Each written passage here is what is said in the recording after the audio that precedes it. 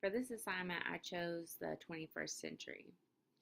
I chose this time period because there's so much that happened during this time. The history of it was so jam-packed of stuff that really changed America, and the art movements were so different from what everyone else had been doing, and the music, it really took off, and there was so many amazing things that happened during this time period.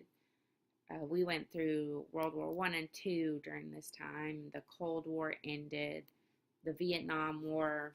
We had the reign of Hitler, the Holocaust, and the Great Depression.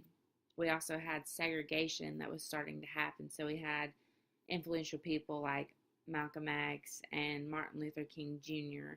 that really made that process different. They are a major part of our history.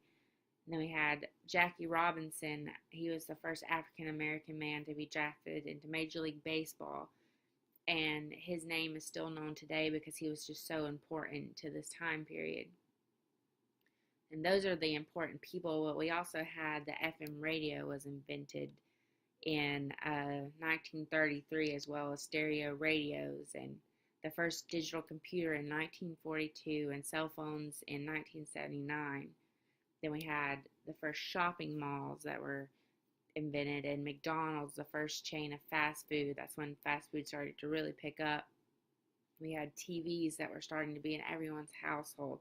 So everything was changing so quickly, and that's why this century is so important. The art movements are very different because there was just so many of them in the 21st century. It began with modernism and then moved to expressionism and to abstract art and cubism. And there's just so many different artists that were important for this time. All these art movements were so different from what everyone else was doing.